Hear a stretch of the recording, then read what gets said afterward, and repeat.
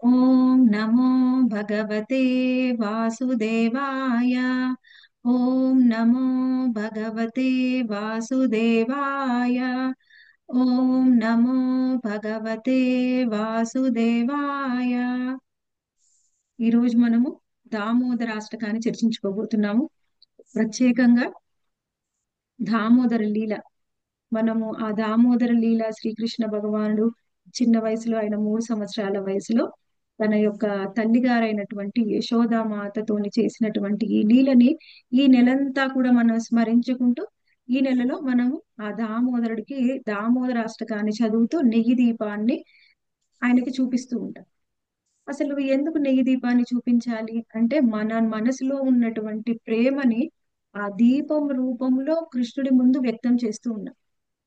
అయితే అటువంటి ఆ భక్తిని ఆయన ముందు వ్యక్తం చేస్తూ, ఆయనకి చూపిస్తూ ప్రేమని, దాన్ని మనం పాట రూపంలో, దామోదరాష్టకం రూపంలో పాటని పాడుతూ కృష్ణుడికి మన మనసులో ఉన్న ప్రేమ భక్తిని చెప్తూ ఉన్నాం అనమాట. అయితే ఇక్కడ మనం ఏదైనా అష్టకం స్వయంగా శ్రీకృష్ణ భగవాన్ని స్తుతిస్తూ ఏదైనా చేసే కీర్తనలు ఆయన యొక్క శుద్ధ భక్తులు రాసినటువంటి కీర్తనని మాత్రమే మనం ఎక్కువగా చర్చిస్తూ ఉంటాం. అయితే ఈ మనకి దామోదర అష్టకాన్ని సత్యవ్రత ముని రచించారు. అయితే సత్యవ్రత ముని ఆయన మనసులోని భావాలని ఏ విధంగా దామోదరుడికి వ్యక్తం చేశారు, దామోదరుని ఏ విధంగా ఆయన కీర్తించారు, స్తుతించారు, స్మరించుకున్నారు, తర్వాత ఆ దామోదరుని ఏం కోరిక అడిగారు, చివరికి ఆయన ఏ విధంగా ఆయన యొక్క ప్రేమని, కృపని పొందగలిగారు అనేది మనకి దామోదరాష్టకంలో చాలా మనకి క్లియర్ గా ఎక్స్ప్లెయిన్ చేశారు సత్యవ్రతముని. ఒకసారి ఆయన ఏం చెప్పారు దామోదరాష్టకంలో అనేది తెలుసుకోవడానికి ప్రయత్నం చేద్దాం. అయితే ఇక్కడ దామోదరాష్టకంలో ముఖ్యంగా ఫస్ట్ శ్లోకమే మనకి నమామీశ్వరంతో స్టార్ట్ అవుతుంది. నేను మీకు షేర్ చేస్తాను, చూడండి.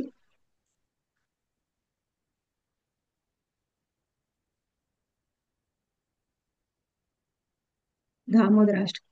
నమామీశ్వరం సచ్చిదానందరూపం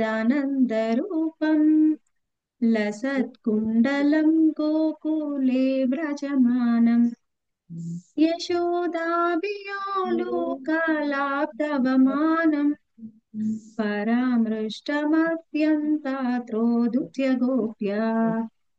ఇక్కడ ఏమంటున్నారు? నమామీశ్వరం సచ్చిదానందరు. నమామి ఈశ్వరం అంటే ముందుగా ఆ ఈశ్వరుడైనటువంటి శ్రీకృష్ణ భగవానుడికి నమస్సులు సమర్పిస్తూ ఉన్నా. అయితే ఇక్కడ మనము అర్థం చేసుకోవాలి. మనము ఈ మొత్తము దామోదర్ లీలని చూస్తే, దామోదర్ లీలలో శ్రీకృష్ణ భగవానుడు ఎలా ఉంటాడంటే, ఫస్ట్ నుంచి లీల మొదలైనప్పటి నుంచి కూడా చివరి వరకు కూడా ఏడుస్తూనే ఉంటాడు. అసలు ఈ లీల ఎలా మొదలవుతుంది అంటే, స్వయంగా యశోద మాత ఆ మజ్జిగ చిలుకుతూ ఉంది. ఎవరి కోసం? శ్రీకృష్ణ భగవానుడి కోసం. యశోదామాత మరియు నంద మహారాజ్ వాళ్ళేమి సామాన్యమైన వ్యక్తులు కాదు. ఆయన మహారాజ్ అంటే అక్కడ ఉన్న వాళ్ళందరికీ కూడా ఆయన రాజు. యశోదామాత మహారాణి. అయితే ఆమె దగ్గర ఎంతో మంది సేవకులు ఉన్నప్పటికీ కూడా యశోదామాత స్వయంగా కృష్ణుడి కోసం మజ్జిగ చిలుకుతూ వెన్న తయారు చేయడం కోసం ప్రయత్నం చేస్తూ ఉంది. ఎందుకండి, ఏం అవసరం యశోదామాతకి తయారు చేయాల్సిన అవసరం ఏమిటి అంటే, అప్పటికి శ్రీకృష్ణ భగవానుడు చిన్న పిల్లవాడు అయినప్పటికీ ఆయన ఎన్నో దొంగతనాలు చేశాడు, మా ఇంటికి వచ్చి ఎన్ని చిలిపి పనులు చేశారని అందరు కూడా గోపికలు వచ్చి చెప్తూ ఉంటే యశోదామాత వినేది. అయితే వింటూ ఉన్నప్పుడు ఆమెకు అనిపించింది అనమాట, ఎందుకు ఆ కృష్ణుడికి నేను ఎన్ని చేసి పెడుతున్నాను కదా, ఏం నచ్చలేదా ఇవేమైనా, ఎందుకు కృష్ణుడు బయటికి వెళ్ళి అలాంటి చిలిపి పనులు చేస్తున్నాడు అని యశోదామాత ఆలోచిస్తూ ఉందన్నమాట. అయితే అక్కడ ఉన్న గోపికలందరూ కూడా యశోదామాత దగ్గరకు వస్తున్నారు. యశోదామాత దగ్గరకు వచ్చి అందరు కూడా కృష్ణుడి మీద కంప్లైంట్స్ చేస్తూ ఉన్నారు, ఆ చిన్న కృష్ణుడు ఏమేమి అల్లరి పనులు చేశాడని. అప్పుడు అవన్నీ కొన్నిసార్లు అనిపిస్తుంది యశోదామాతకి, అవన్నీ కూడా మిస్ అవుతుంది. ఎందుకంటే కృష్ణుడు ఎప్పుడు కూడా వాళ్ళ ఇంట్లో అలా చేయలేదు, బయట గోపికల ఇంట్లో చేశారు. వాళ్ళకు కూడా భావం ఏంటి, వాళ్ళు ఎప్పుడు కూడా కంప్లైంట్ చేస్తారు యశోదామాత దగ్గరకు వచ్చి, కానీ వాళ్ళు తయారు చేసే ప్రతి ఆ పాల ఉత్పత్తులన్నీ తయారు చేస్తూ, వెన్న కానీ, బట్టర్ కానీ, స్వీట్స్ కానీ తయారు చేస్తూ వాళ్ళు ఒకటే అనుకుంటారనమాట, ఎప్పుడు ఎప్పుడు కృష్ణుడు వస్తాడా, ఎప్పుడు తీసుకుంటారా అని తయారు చేసి పెడతారు. కాకపోతే కృష్ణుడు వచ్చినా ఆయనకు అందకూడదని ఎన్నో ఏర్పాట్లు చేసుకుంటారు. ఆయన ఉట్టి కట్టి పెట్టడము, ఆయన ఎన్నో ఏర్పాట్లు చేస్తూ ఉంటారు అన్నమాట కృష్ణుడికి అందకూడదని. కానీ వాళ్ళ మెయిన్ ఉద్దేశం ఏమిటి? కృష్ణుడి కోసమే తయారు చేస్తారు. సరే, ఇలాంటి లీలలన్నీ జరుగుతూ ఉన్నాయి. ప్రతిరోజు కూడా ఎంత చిలిపి పనులు చేసేవాడంటే స్వయంగా కృష్ణుడు అత్త కోడళ్ళుంటే ఆ కోడలు పడుకున్నప్పుడు కోడలికి తెలియకుండా ఆమె మూతికి వెన్న రాసి అత్తకి చెప్పేసి వెళ్ళిపోయేవాడు అనమాట. అంటే అత్త కోడలు కొట్టుకోవాలని. అత్త కోడలు పక్క పక్కనే ఉంటే వాళ్ళిద్దరు జడలు ముడి వేసేవాడు. ఇంకా ఆ మొత్తం ఆ వెన్న తయారు చేసింది అది ఎంత అంటే ప్రతి ఇంట్లో కూడా వెన్న ఉంటుంది అక్కడ. వాళ్ళు తినడం, వాళ్ళ ఫ్రెండ్స్ కూడా తినడము. ఎంత తింటారు, వాళ్ళ కడుపు నిండిపోతుంది. ఇంకేం చేయాలో తెలియదు. అప్పుడు ఆయనకి ఎప్పుడు కూడా ఫ్రెండ్స్ కోతులు. కోతులకి బాగా పంచేవాడు. పంచిన తర్వాత కోతులకు కూడా ఎక్కువైపోయి కోతులు కూడా తినవు. అప్పుడు కృష్ణుడు వచ్చి వాళ్ళందరి దగ్గరికి, మీ వెన్న చూడండి ఎంత పుల్లగా ఉందో, కనీసం కోతులు కూడా తినట్లేదని అక్కడ వాళ్ళ ముందే పడేసి పారిపోయేవాడు. అవన్నీ లీలలు యశోదమాతకి చెప్తూ ఉంటే ఆమెకు అనిపించింది, కృష్ణుడికి ఏం లోడ్ చేశాను, కృష్ణుడు ఎందుకు ఇలా చేస్తున్నాడు, అందుకని ఈ సేవకులు చేసిన వెన్నలో వాళ్ళకి రుచి కలగట్లేదేమో కృష్ణుడికని స్వయంగా ఒక 9 లక్షల ఆవుల్లో 8 ముఖ్యమైన ఆవుల్ని మాత్రం ఆమె ఎంపిక చేసుకొని ఆ పాలు పోసి పెంచిన గడ్డితోని ఆ ఆవులని మేపుతారనమాట. అవే మనము ఆ పాలతోని ఎంత స్మెల్ వస్తుందంటే ఆ పాలని కాచినప్పుడు అది మొత్తము ఆ బృందావనం అంతా పాకుతుంది. అంత మంచి స్మెల్ వస్తుందంట ఆ పాలని కాచినప్పుడు. అటువంటి పాలని కాచి స్వయంగా ఆమె పెరుగు తోడేసి మజ్జిగ చేసి ఇప్పుడు చిలకడానికని పొద్దున్నే కూర్చుంది. ఆమె చిలుకుతూ ఉంది. ఆ రోజు ఎవరు కూడా లేరు ఇంట్లో. రోహిణి మాత, బలరాముడు, నంద మహారాజ్ వాళ్ళందరూ కూడా ఉదయమే బయటికి వెళ్ళిపోయారు. అయితే ప్రాతకాలంలోనే ఈమె లేసి కృష్ణుడి కోసం వెన్నని తయారు చేస్తూ ఉంది. వెన్నని తయారు చేస్తూ ఎంతో అందంగా కృష్ణుని స్మరిస్తూ పాటలు పాడుకుంటూ ఆమె తయారు చేస్తూ ఉంది. అయితే ఆమె పాటలేమో నోటితో పాడుతుంది. అప్పుడు చేసేటప్పుడు ఆమె చేతులకు ఉన్న గాజులు, నడుముకున్న వడ్డానము, ఆమె వేసుకున్న నగలన్నీ కూడా మంచిగా అవి మృదంగా కట్టాల్లాగా అవి పనిచేస్తూ ఉన్నాయి అన్నమాట. అలా ఆమె మజ్జిగ చిలుకుతూ ఉంది. అప్పుడు కృష్ణుడు లేచాడు. లేచినప్పటి నుంచే ఏడవడం ప్రారంభించారు. అప్పుడు ఏడుస్తూనే వచ్చాడు మా యశోదామాత దగ్గరికి. యశోదామాత దగ్గరకు వచ్చి ఏడుస్తూ ఉన్నాడు. మళ్ళీ ఏం చేయాలి, ఎలా అయినా వాళ్ళ అమ్మని ఆపాలి అని ఆమె ఎక్కడైతే మజ్జిగను చిలుకుతుందో ఆ కర్ర పట్టుకున్నాడు. అది పట్టుకుంటే వెంటనే ఆగిపోతుంది. అప్పుడు యశోదామాత పాలియడం మొదలుపెట్టాడు. తర్వాత మనకి తెలుసు, ఎప్పుడైతే పాలు పొంగుతాయో యశోదామాత వెళ్ళిపోతుంది. కృష్ణుడికి కోపం వచ్చి అప్పుడు కోపం వస్తుంది. మళ్ళీ అప్పుడు ఏడవడం స్టార్ట్ చేస్తాడు. ఏడుస్తూనే ఈ లీల మొత్తం చేస్తాడు. యశోదామాత బంధించినప్పుడు, ఆయన పరిగెత్తినప్పుడు ఏడుపు ఆపడు మొత్తం లీలలు. అలా కృష్ణుడు ఏడుస్తూ ఉన్నాడని, అలా అల్లరి పనులు చేస్తూ ఉన్నాడు, యశోదామాత చేత శిక్షించబడుతున్నాడు, అలా అని కృష్ణుడి యొక్క గొప్పతనం ఎక్కడైనా తగ్గిపోతుందేమో అని మొదటి వర్డ్లోనే మనకు చెప్తున్నారు, నమామీశ్వరం. అటువంటి ఈశ్వరుడికి మా మా మనస్సులు. కృష్ణుడి యొక్క ఆయన చిన్న పిల్లవాడిగా లీలలు చేసినంత మాత్రాన ఆయన గొప్పతనం ఎక్కడ కూడా తగ్గిపోలేదు. సచ్చిదానంద రూపం. ఆయన రూపం ఎలా ఉంది అంటే సచ్చిదానంద రూపం. ఆయన ఈశ్వరుడు, సచ్చిదానంద స్వరూపుడు. సచ్చిత్ ఆనంద స్వరూపుడు ఎప్పుడూ ఉంటాడు. ఎంతో జ్ఞానపూర్ణుడు. ఎప్పుడూ తనలోనే ఆనందాన్ని పొందుతాడు. ఆయనకు ఆనందం పొందడానికి ఎవరు ఏం అవసరం లేదు. కాకపోతే ఆయన భక్తులకి ప్రియం కాబట్టి, భక్తులు కోరుకుంటారు కాబట్టి భక్తులతో కలిసి లీలలు చేస్తాడు. ఆయనకు అది ఇష్టమే, భక్తులతో ఉండడం ఇష్టమే. అలా అని ఆయనలో ఆనందం లేదు అని కాదు.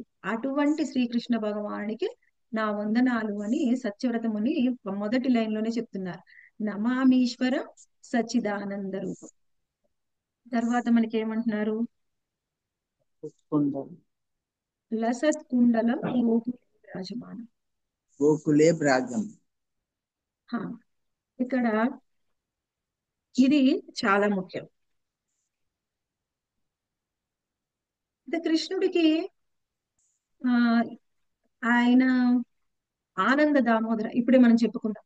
ఆయనలోనే ఆనందం ఉన్నప్పటికీ కూడా ఎప్పుడూ ఆయన భక్తులతోని కలిసి లీలలు చేసేవాడు. ఎందుకు చేసేవాడు? అంటే ఆయనకు భక్తులతో ఉండడం అంటే చాలా ఇష్టం. ఎప్పుడు ఆయన లీలలో మొత్తం ఏడుస్తూనే ఉన్నప్పటికీ కూడా ఆయన ఆనంద స్వరూపమే. ఎలా చెప్పొచ్చు ఆయనకు ఆనందం ఉందని? ఆయన బయటికి మాత్రం అందరి ముందు ఏడుస్తూ ఉన్నాడు, కానీ లోపల మాత్రం చాలా ఆనందిస్తూ ఉన్నాడు. ఎందుకంటే యశోదామాత ఎలా అంటే అందరి వాత్సల్య భావంలో ఆమెకు మించిన భక్తురాలు లేదు. అయితే యశోదామాత ఎప్పుడు కూడా ఆ కృష్ణుడి మీద ఎంతో ప్రేమను చూపిస్తుంది. అయితే ఈ లీలలో ముఖ్యంగా యశోదామాత కృష్ణుణ్ణి ఎంతగా ప్రేమిస్తుందంటే ఆ ప్రేమతోని కృష్ణుణ్ణి నియంత్రిస్తుంది. కృష్ణుడికి భక్తులతోని నియంత్రించబడడం అంటే చాలా ఇష్టం. ఆయనకు ఆనందం లోపల ఉంది, కానీ బయటికి మాత్రం ఏడుస్తూ ఉన్నాడు. ఎందుకు లోపల ఆనందాన్ని అనుభవిస్తున్నాడు? యశోదామాత చేత నియంత్రించబడడం ఆయనకి ఎంతో ఇష్టం. ఎందుకంటే అందరి భక్తుల్లోకి ఉన్నత భక్తురాలు మనకి యశోదామాత వాత్సల్య భావంలో. అలానే కాకుండా ఎస్పెషల్ గా ఈ లీలలో ఆమె ఎంత గొప్పదో మనందరికీ అర్థమయ్యేలా చేస్తున్నాడు అనమాట. ఇక్కడ మనము నమామీశ్వరం సచ్చిదానంద రూపం. మనకి శ్రీమద్ భాగవతం చూస్తే భాగవతంలో కృష్ణ భగవానుడి యొక్క లీలలు మొత్తం మనకి 10వ స్కందంలో మాత్రమే వస్తాయి.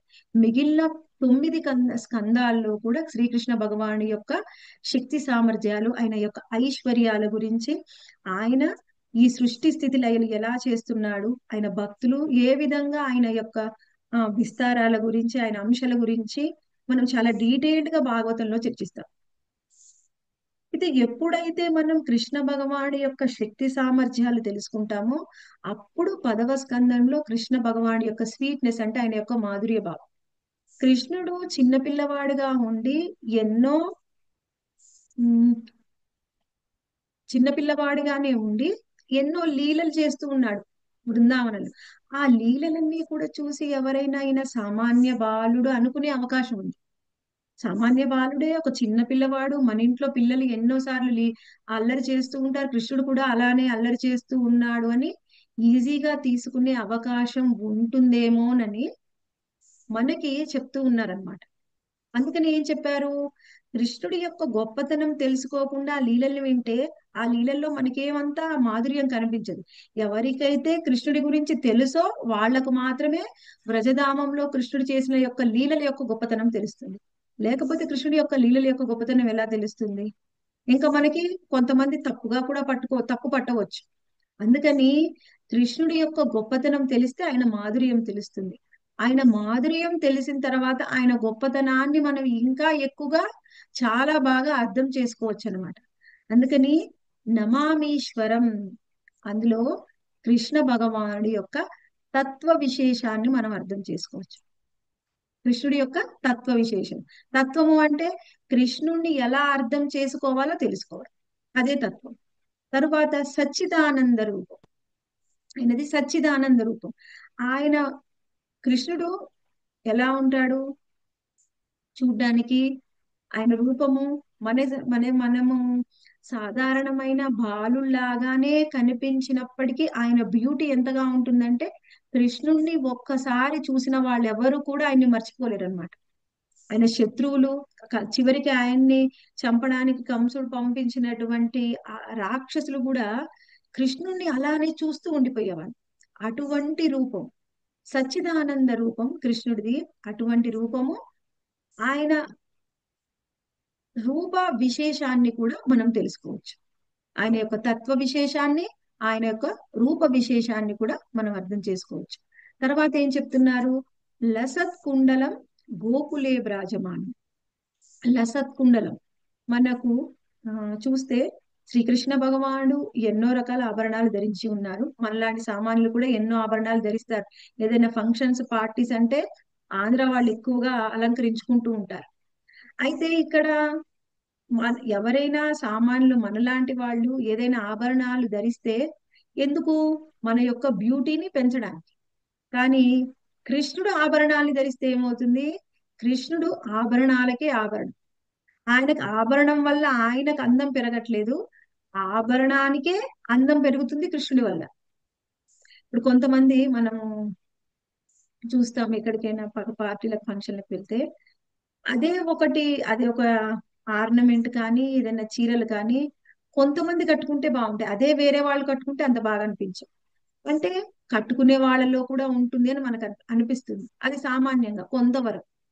కానీ కృష్ణుడు మాత్రం ఏది వేసుకున్నా కానీ చాలా అందంగానే ఉండేది. ఆయన ఆభరణాలే కాదు, బ్రజధామంలో ఉన్నప్పుడు గోపబాలురు ఏం చేసేవాళ్ళంటే పూలతోని ఆకులతోని వాళ్ళు ప్రతిరోజు కూడా ఆ గోవుల్ని తీసుకుని వెళ్తారు కదా, వెళ్ళినప్పుడు ఆయన ద్వారకలో ఉన్నప్పుడు మాత్రమే కిరీటాల్ని ధరించేవాడు.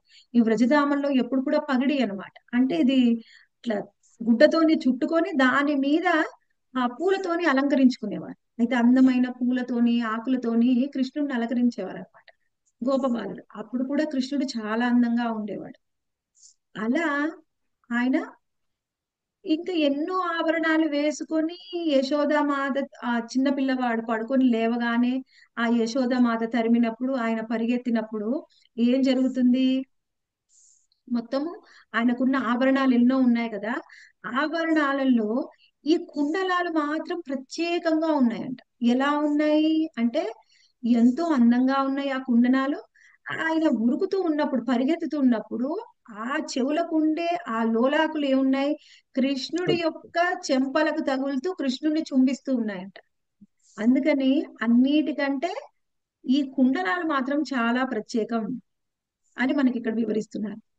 తర్వాత గోకులే భ్రాజమానం. అయితే గోకులంలో ఉన్నటువంటి ఈ భక్తులందరూ ఉన్నారు కదా, ఆ గోకులంలో ఉన్నటువంటి ఆయన యొక్క నిత్య పార్షదులందరూ కూడా వాళ్ళని చూస్తూ ఉంటే అర్థమైపోతుంది అనమాట. ఎక్కడైనా ఈ ఈ వ్రజవాసుల యొక్క ప్రత్యేకమైన ఈ విశేషం ఏమిటి అంటే వ్రజవాసులది, ఎక్కడైనా సరే భక్తులు ఎలా ఉంటారు, ప్రత్యేకంగా ఈ వ్రజవాసులు ఎలా ఉంటారు అంటే ఐకాంతికి భక్తి. అంటే కృష్ణుడు తప్ప వేరే ఇంకా ఆలోచన ఫోకస్ అనేది లేదు. మనం చూస్తే చాలా మంది చాలా సీనియర్ డివోటీస్ కాకుండా మనకి ఇస్కాన్ భక్తులు అని చెప్పుకున్నా, కృష్ణ భక్తులు అని చెప్పుకున్నా, ఒకవైపు కాకుండా 10 వైపు కాళ్ళు వేస్తారు. కానీ బ్రజవాసులకు అలా ఏం లేదు. వాళ్ళకు ఒకటే లక్ష్యం, కృష్ణుడు తప్ప వాళ్ళకి వేరే లక్ష్యం లేదు. ఎప్పుడు కూడా కృష్ణ, హరే కృష్ణ డివోటీస్ మ్యూట్ లో ఉంటారా దయచేసి?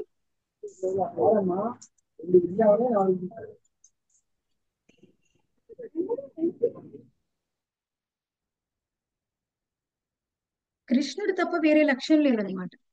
ఎవరికైతే ఇప్పుడు మనము సాధారణంగా మనం అర్థం చేసుకోవాలి. మామూలుగా మనం సాధారణంగా భౌతికంగా కూడా ఎవరినైనా ప్రేమించినప్పటికీ వాళ్ళ ప్రేమ ఎలా ఉంటుంది అంటే కేవలము ఒకే వ్యక్తిని, ఒక అమ్మాయి కానీ అబ్బాయి కానీ ఒక్కళ్ళనే ఇష్టపడుతున్నారు అనుకోండి, వాళ్ళ ప్రేమ సక్సెస్ అవుతుంది. ఇన్ ఫ్యూచర్ లో వాళ్ళు పెళ్లి చేసుకున్నా కానీ వాళ్ళ పెళ్లి నిలబడుతుంది. ఒక్కళ్ళని కాకుండా ఒకే సమయంలో ఇద్దరి ముగ్గురిని ప్రేమించారనుకోండి, వాళ్ళ ప్రేమ ఎప్పటికీ సక్సెస్ అవ్వదు. వాళ్ళది స్వార్థం అవుతుంది, ప్రేమ అవ్వదు. బ్రజవాసులు కూడా అంతే, కృష్ణ భగవానుని తప్ప ఇంక ఎవ్వరిని కూడా ఇష్టపడేవాళ్ళు కాదు. అంటే ఇష్టపడే సాధారణంగా ఎవరికైనా రెస్పెక్ట్ ఇస్తారు, కానీ వాళ్ళ ఆలోచనలో వాళ్ళ మనసులో కృష్ణుడు తప్ప ఇంకెవరు లేరనమాట. ఏ విధంగా ఆలోచించినా, ఏ పని చేసినా, ఎక్కడికి వెళ్ళినా వాళ్ళు మాత్రం కృష్ణుణ్ణే తలుచుకుంటూ ఉండేవారు. వాళ్ళ ఇంట్లో పనులు చేస్తూనే ఎప్పుడు కృష్ణుణ్ణే స్మరించుకుంటూ ఉండేవాడు. అటువంటి గోకులే బ్రాజమానం, ఆ గోకులంలో ఆ శ్రీకృష్ణ భగవానుడు ఆయన ఆధ్యాత్మిక ధామం గోలోక ధామంలో ఉన్నటువంటి ఆయన పరివారంతో ఈ భూమి మీదకి వచ్చారు. అటువంటి గోకులంలో ఉన్నట్టు ఆ వ్రజవాసులని ఆయన కీర్తిస్తూ ఉన్నారు సత్యవ్రతముని. అందుకని మనకి ఆ వ్రజధామంలో చూస్తే ఆయన యొక్క పరివార విశేషం తెలుస్తుంది. కృష్ణుడు ఎప్పుడు కూడా ఒంటరి వాడు కాదు. ఎప్పుడు కృష్ణుడు కూడా మనము చెప్తూ ఉంటాము, ఎవరైతే మనం ఎవరినైతే ప్రేమిస్తున్నామో, మనం ఎవరినైతే ఇష్టపడుతున్నామో వాళ్ళకు సంబంధించిన దేన్నైనా ఇష్టపడితే అది ప్రేమ అవుతుంది. కేవలం ఆ వ్యక్తిని మాత్రం ఇష్టపడితే ఏమవుతుంది? అది స్వార్థం అవుతుంది. నీకు ఆ వ్యక్తి నుంచి మాత్రమే ఏదో ఫలితం వస్తుంది కాబట్టి ఆ వ్యక్తిని ఇష్టపడుతున్నావు. వాళ్ళ కుటుంబాన్ని కానీ పరివారాన్ని కానీ నువ్వు ఇష్టపడట్లేదు. అంటే ఏమిటి, అందులో స్వార్థం దాగి ఉంది. ఇప్పుడు మనం చూస్తే కలియుగంలో ఒక్కళ్ళే మళ్ళీ పెళ్లి చేసుకోవడానికి ముందే అడుగుతారనమాట. మా అమ్మాయి ఒక్కళ్ళే ఉండాలండి, ఇంట్లో ఇంకెవరు ఉండకూడదు. తల్లిదండ్రులు అలా చెప్తారు. అలా అది ప్రేమ అవ్వదు, అది స్వార్థం అవుతుంది. కృష్ణుడు అంటే కృష్ణుడు ఆయన యొక్క భక్తుడు. అటువంటి భక్తులందరినీ కూడా ఆయన స్మరించుకుంటూ ఉన్నారు. ఎందుకంటే కృష్ణ భగవానుడి యొక్క పరివార విశేషాన్ని మనం అర్థం చేసుకోవచ్చు. తర్వాత ఏం చెప్తున్నారు? యశోధాభియోలు యశోధాభియోలు కలాబ్ధావమానం. ఈ లీల జరిగినప్పుడు ఏం జరుగుతుంది? స్వయంగా యశోదామాత పాలిస్తూ ఉన్నారు కృష్ణుడికి. చిన్న పిల్లవాడు లేచి వాళ్ళ అమ్మ కోసం వెతుక్కున్నాడు. ఎప్పుడు కూడా వాళ్ళమ్మ పక్కనే కనిపిస్తుంది, కానీ ఆ రోజు మాత్రం లేదు. అయితే వాళ్ళమ్మ ఎక్కడుంది వెతుక్కుంటూ వెళ్ళాడు. ఎంతో ప్రేమతోని పాలు కావాలంటే వాళ్ళమ్మ పాలిస్తూ ఉంది. అప్పుడు మధ్యలో ఏం చేసింది? అక్కడ పాలు పొంగిపోతున్నాయి అని ఆ పుష్పగంధ పాలు తీసుకుందామని చెప్పి యశోదామాత కిచెన్ లోకి వెళ్ళింది. అక్కడ కూర్చోబెట్టి వెళ్ళింది. వెళ్ళగానే కృష్ణుడికి బాగా కోపం వచ్చింది. హరే కృష్ణ డివోటీస్ అన్మ్యూట్ చేసుకుంటున్నారు, చూసుకోండి, కొంచెం మ్యూట్ లో ఉండండి.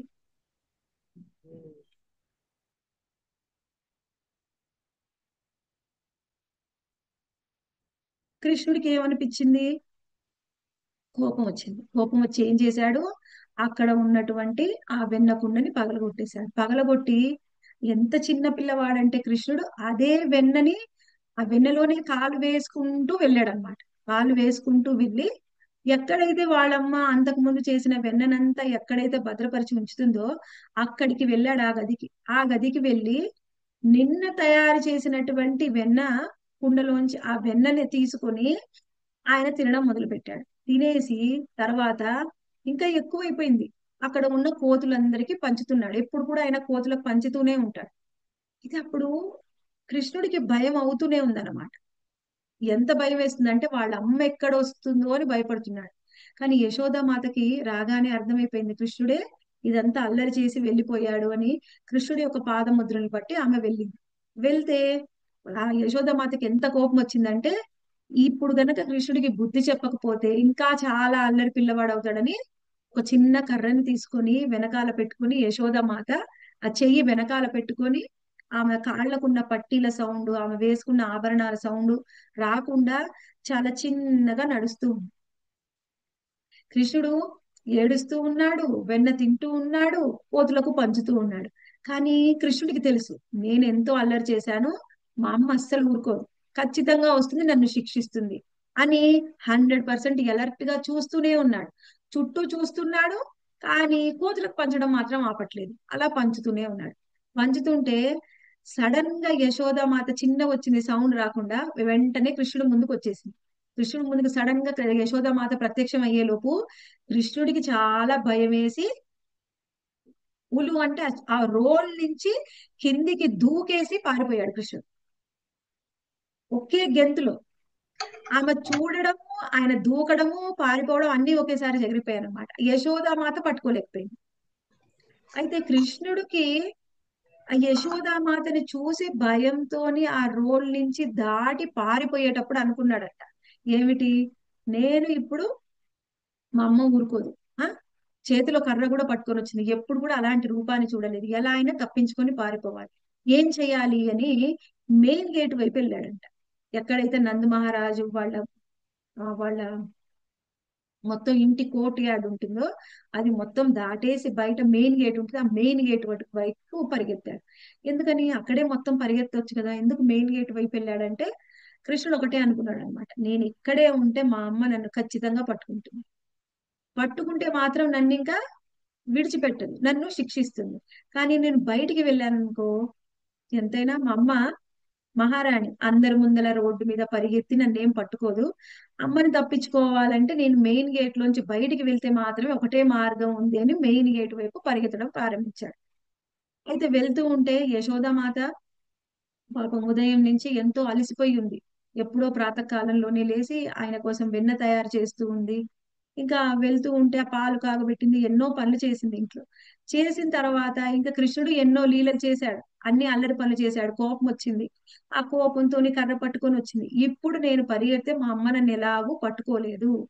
ఆమె నిజంగా కృష్ణుడు ఎంత చిన్న పిల్లవాడు, ఆయన ఫాస్ట్ ఫాస్ట్ గా పరిగెత్తుతున్నాడు, ఆమెను అందుకోలేకపోతుంది. అయితే కృష్ణుడు వెనక్కి చూసి వాళ్ళమ్మ ఆయన అందుకోగలిగే అంత దూరం మాత్రమే ఉంచుకొని పరిగెత్తుతున్నాడు. ఎందుకంటే మరీ ఎక్కువ దూరం అయితే మా అమ్మ రాదేమో, పాపం అలసిపోతుంది, మరి మళ్ళీ పట్టుకుంటుందేమో అని అప్పుడప్పుడు కొంచెం ఫాస్ట్నెస్ పెంచుతున్నా ఉంటాయి. వెనక్కి చూస్తూ ముందుకి పరిగెత్తుతూ ఉన్నాడు. అలా ఇద్దరు పరిగెత్తుతూ కృష్ణుడిని వదలకుండా యశోదామాత రోడ్డు మీద కూడా దాటి బయటికి వెళ్ళి పరిగెత్తింది అనమాట. అలా కృష్ణుడి యొక్క ఈ యశోధాభియోలు కలాబ్ధావమానం మనకి కృష్ణుడి యొక్క లీలా విశేషం ఏమిటో అర్థమవుతుంది అనమాట. కృష్ణుడు చిన్న పిల్లవాడిలా ఉన్నప్పటికీ ఆయన భగవంతుడు అయినా సరే కృష్ణుడిని ఎవరైనా పట్టుకోగలరా? ఎంత చిన్న పిల్లవాడైనా భగవంతుడే, ఆయన గొప్పతనం ఎటు పోదు. మరి ఎవరు ఆయన్ని పట్టుకోలేరు. అటువంటప్పుడు కృష్ణ భగవానుడు ఎలా పట్టుబడతాడు? ఆయన యశోదామాతని తప్పించుకొని పారిపోలేక చివరికి పట్టుపడతాడు. ఇది మొత్తం కూడా కృష్ణుడు ఆయన చేసినటువంటి లీలలు. ఎన్ని రకాల లీలలు చేశాడంటే కృష్ణుడు ఒక లీల కాదు, ఆయన ఎన్నో లీలలు చేశాడు. అయితే అన్ని లీలల్లోకి కూడా ఈ దామోదర లీల చాలా ఉత్తమమైన లీల. ఎందుకంటే ఇది ఎన్నో లీలలు చేశాడు. దామోదర లీలలే కాకుండా బృందావనంలో ఎన్నో లీలలు చేశాడు. కానీ ఇందులో మాత్రమే ఏ లీలలు చేసినా కృష్ణుడి యొక్క గొప్పతనం మనకు అర్థం అవుతుంది. ఈ లీలలో మాత్రమే ఆయన యొక్క భక్తుల యొక్క గొప్పతనం బయటపడుతుంది. ఆయనకు భక్తులంటే ఎంత ప్రియమో, భక్తుల చేత ఆయన ఎలా బంధించబడతాడో మనకు అర్థం అవుతుంది. అటువంటి కృష్ణుడి యొక్క గొప్ప లీలని అది చెప్తుంది కాబట్టి కృష్ణుడి యొక్క లీలా విశేషాన్ని మనం తెలుసుకోవచ్చు. తర్వాత ఏమంటున్నారు? పరామృష్టమత్యంత త్రోదుచ్చ గోప్య. అక్కడ ఉన్న గోపికలతోని గోపబాలులతోని ఆయన చేసినటువంటి ఆ లీలలన్నిట్లో కూడా చాలా ఉన్నతమైన లీల అని మనకి విషయాన్ని ఇక్కడ ఇందులో వివరిస్తున్నారు అనమాట. ఇక్కడ మనము కృష్ణుడి యొక్క ఆ సౌందర్యం, ఆయన పరిగెత్తుతూ ఉన్నప్పుడు కృష్ణుడి యొక్క రూపం ఏ విధంగా ఉందో తెలుసుకోవచ్చు. అందుకని ఆయన సౌందర్య విశేషాన్ని కూడా మనకి ఈ శ్లోకంలో మనము తెలుసుకోవచ్చు. తరువాత కృష్ణుడు అలా పరిగెత్తుతూ ఉన్నాడు. రోడ్డు మీద పరిగెత్తుతూ ఉంటే కూడా కృష్ణుడు ఎలా పరిగెత్తుతూ ఉన్నాడు అనేది మనకి ఈ శ్లోకంలో వివరిస్తున్నారు. రెండో శ్లోకంలో ఆయన ఎలా ఉన్నాడంట? హృదంతం ముహుర్నేక్త యుగ్మం మృజంతం. అంటే ఆయన ఏం చేస్తున్నాడు? ఏడుస్తూ ఉన్నాడు. పరిగెత్తుతూ ఉంటే ఏమి ఏడవకుండా ఆయన ఆపలేదు, ఏడుస్తూనే ఉన్నాడు, పరిగెత్తుతూనే ఉన్నాడు. పరిగెడుతూ ఉంటే ఇంకా యశోదామాత ముందుకు వెళ్ళింది, ఆయన్ని కృష్ణుడిని పట్టుకుంది. ఎక్కడ? బయట రోడ్డు మీద, ఇంకా ఇంట్లో కాదు. పట్టుకుంటే ఇంకా కృష్ణుడు గట్టిగా ఏడవడం ప్రారంభించాడు. ముహుర్ అంటే ఇంకా కంటిన్యూస్ గా గట్టి గట్టిగా ఏడుస్తూ ఏం చేస్తూ ఉన్నాడు? నేత్ర యుగ్మం మృజంతం. ఆయన గట్టి గట్టిగా ఏడుస్తూ ఆయన రెండు చేతులతోని కళ్ళని నులుముకుంటూ గట్టిగా ఏడుస్తున్నాడు అనమాట. ఇప్పుడు కళ్ళని నులుముకుంటే ఏం జరుగుతుంది? ఎప్పుడైనా పిల్లలు చూస్తాం, కళ్ళని నులుముకుంటూ ఏడుస్తూ ఉంటారు. నులుమితే ఏమవుతుంది? నిజంగా ఏడుపు రాకపోయినా గాని ఆ విధంగా ఏడుపు తెచ్చుకోవచ్చు. ఎప్పుడైనా చూసారా మాతాజీ అలా? హరే కృష్ణ. Yes, మాతాజీ నాకు Mataji. మాతాజీ అలా పిల్లలు కృష్ణ చేస్తారు మాతాజీ. పిల్లలు అలా చేస్తూ ఉంటారు. కృష్ణుడికి మొత్తం లీలలో కృష్ణుడు కొన్నిసార్లు కావాలని యశోదామాత యొక్క కరుణ పొందాలి, లేకపోతే మా అమ్మ నన్ను ఇంకా ఎక్కడ శిక్షిస్తుందో అని చెప్పి ఇంకా యశోదామాత ముందు నాటకం చేస్తూ ఉన్నాడు అనమాట. గట్టి గట్టిగా పిండుకుంటూ ఏడుస్తున్నాడు. కొన్నిసార్లు నిజంగా ఏడుస్తున్నాడు, కొన్నిసార్లు నాటకం కూడా చేస్తున్నాడు. రెండు విధాలుగా ఆయన ఏడుస్తూ ఉన్నాడు. అలా చేస్తూ ఆ రుద్దుతూ ఏడుస్తూనే పరిగెత్తుతూ చివరికి పట్టుబడ్డాడు.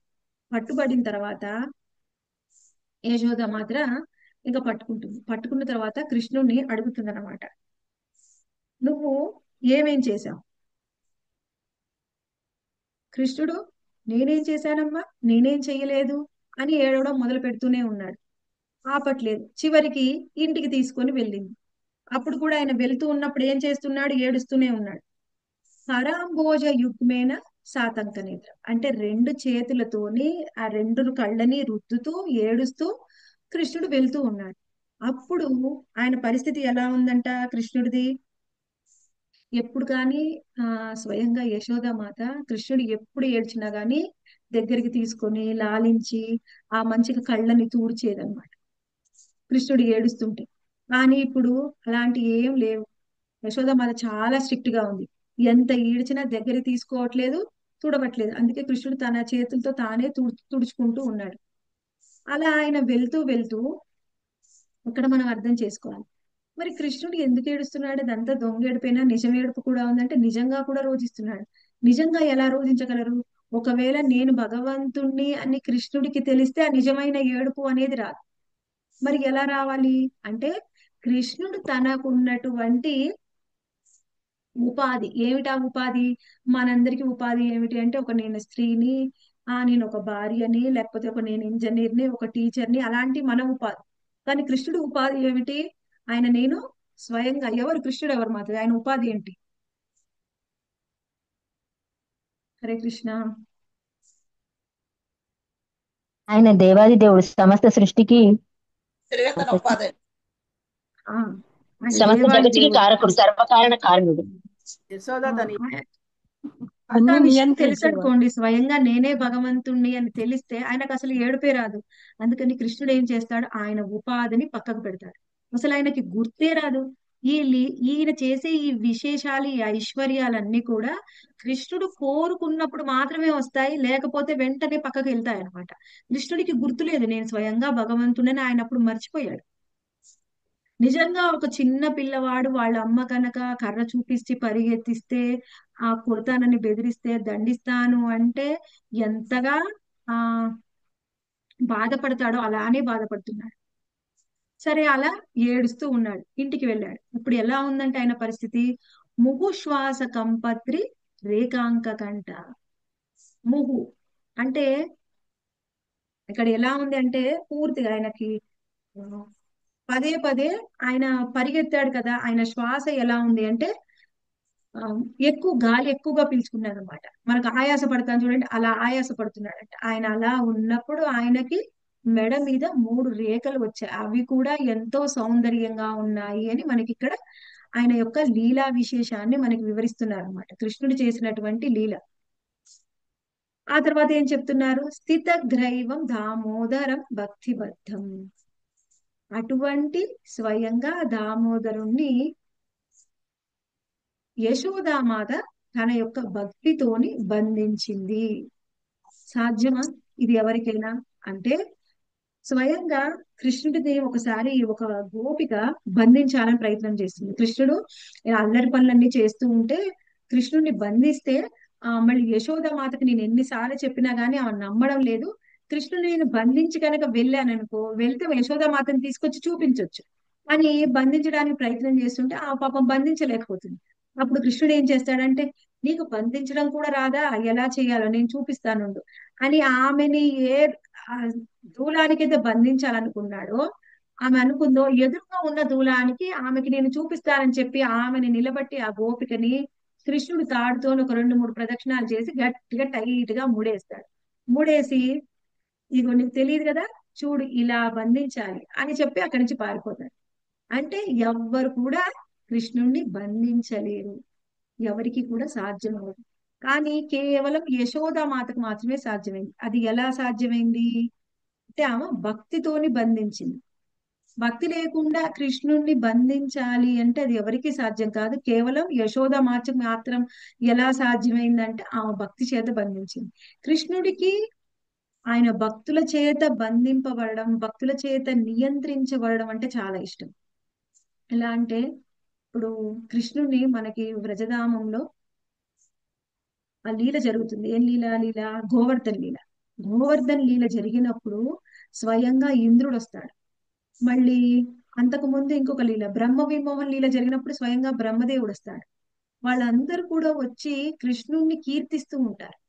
కృష్ణుడికి ఆ వరుణాది దేవతలు, ఇంద్ర, బ్రహ్మ, రుద్ర, అటువంటి దేవీ దేవతలు చేసినటువంటి అన్ని స్థుతుల కంటే కూడా యశోదామాత నిందించే ఆ నిందలు చాలా నచ్చుతున్నాయంట.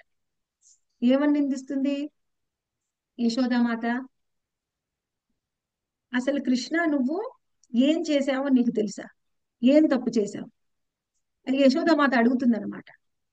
అమ్మ నేనేం చేశాను? నన్ను ఎందుకు శిక్షించాలనుకుంటున్నావు? ఎందుకు శిక్షించాలనుకుంటున్నానా? నువ్వే కదా ఇప్పుడు అక్కడ కుండ పగలగొట్టొచ్చావు, నేను వెన్న చిలుకుతూ ఉంటే. అసలు ఆ కుండ నేను అక్కడ పగలగొట్టాను? నేను ఆకలేస్తుందని పాలు తాగాలని వస్తే నన్ను పక్కకు పెట్టి నువ్వు తొందరలో పారిపోయావు చూడు, అక్కడ ఇంకా పొయ్యి మీద ఉన్న పాల కోసం. అప్పుడు నీ కాళ్ళ యొక్క పట్టీలు తగిలి ఆ కుండ పగిలిపోయింది. నేనైతే ఏం చేయలేదు. అవునా? నువ్వు పగలగొట్టలేదా? మరి అయితే కోతులకు ఎవరు వెన్న తినిపించారు? కోతులకి ఎవరు వెన్న తినిపించారు అంటే ఎవరైతే ఆ కోతుల్ని సృష్టించారో ఆ సృష్టించిన సృష్టికర్తనే ఆయన వాళ్ళకి వెన్న తినిపించారు.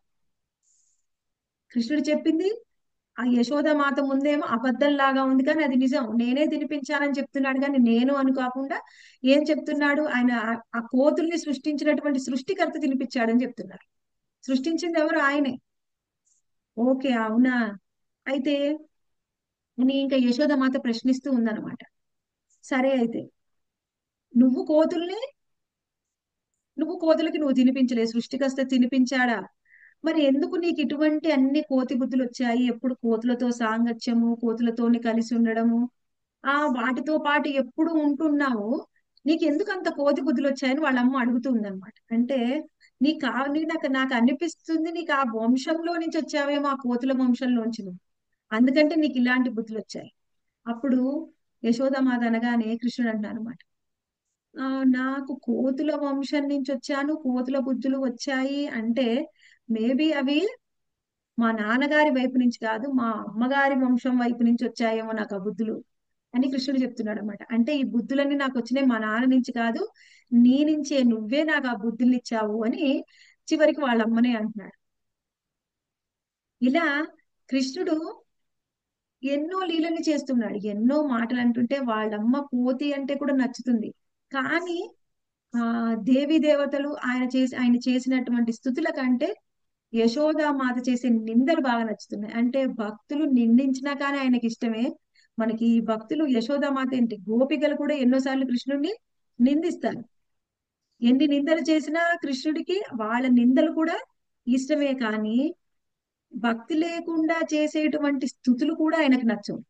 కొంతమందికి భక్తితో చేసినప్పటికీ కూడా ఎవరికి కూడా బ్రజవాసులకు ఉన్నంత భక్తి లేదు. అందుకే బ్రజవాసులు ఏం చేసినా కృష్ణుడికి చాలా ప్రియం. ఈ నిందలు కాదు.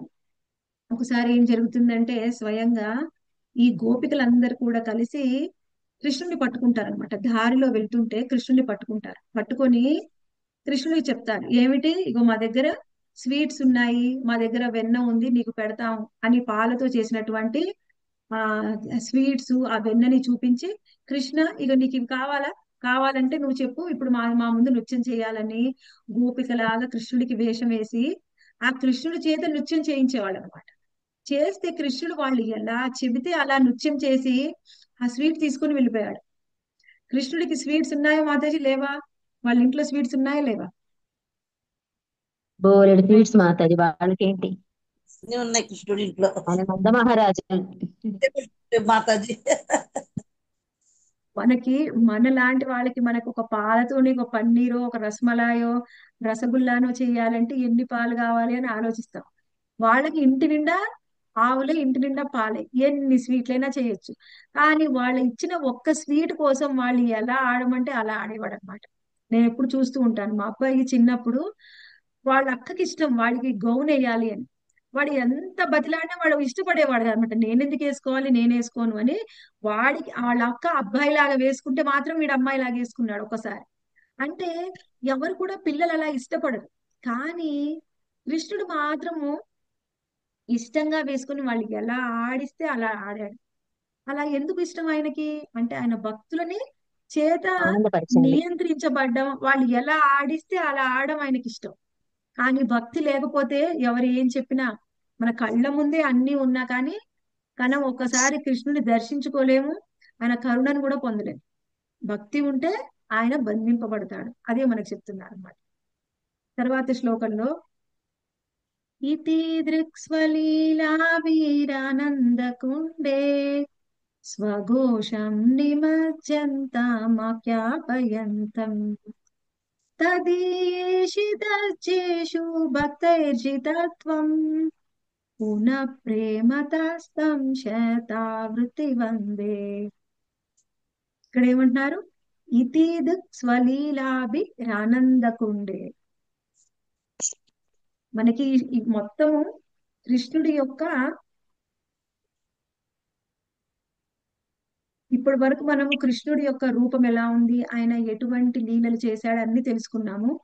అయితే కృష్ణుడికి ఆయనలోనే ఆయన ఆనందించడం భక్తులతోని ఎలా అనేది మనకి ఈ శ్లోకంలో వివరిస్తున్నారు అనమాట. ఇతి దృక్ స్వలీలాభిరానందకుండే. ఇటువంటి కృష్ణుడి యొక్క ఆయన యొక్క లీలల్ని, ఆయన యొక్క లీలల్లోనే ఆయన ఎంతో సంతోషాన్ని అనుభవిస్తూ ఉంటాడు. ఎంత సంతోషాన్ని అనుభవిస్తూ ఉంటాడంటే కృష్ణుడికి వేరే ఏ పనులలో కూడా ఆయనకి వేరే పని ఏం లేదు. మనము భగవద్గీతలో కూడా కృష్ణుడి గురించి తెలుసుకుంటాం.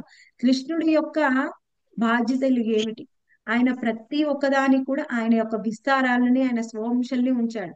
కృష్ణుడు ఏమీ చేయడు. కృష్ణుడు ఏంటి, ఆయన యొక్క పూర్తి బాధ్యత ఏమిటి, ఆయన ఎప్పుడు ఏం చేస్తూ ఉంటాడంటే ఆయన భక్తులతో కలిసి లీలలు చేస్తూ ఉంటాడు. ఆయన ఆధ్యాత్మిక లోకంలో అయినా భౌతిక లోకానికి వచ్చినా సరే ఎక్కడ ఉన్నా ఆయన భక్తులతో కలిసి ఆయన ఎన్నో లీలలు చేస్తూ ఉంటాడు. అంటే ఏమిటి, వాళ్ళతోని కలిసి ఉంటాడు, వాళ్ళతోని కలిసి వాళ్ళకి నచ్చిన విధంగా, కృష్ణుడికి నచ్చిన విధంగా ఎన్నో పనులు చేస్తూ ఉంటాడు. అవే లీలలు. అటువంటి లీలల్లో ఎప్పుడు కూడా ఆయన మునిగిపోయి ఉంటాడు అనమాట.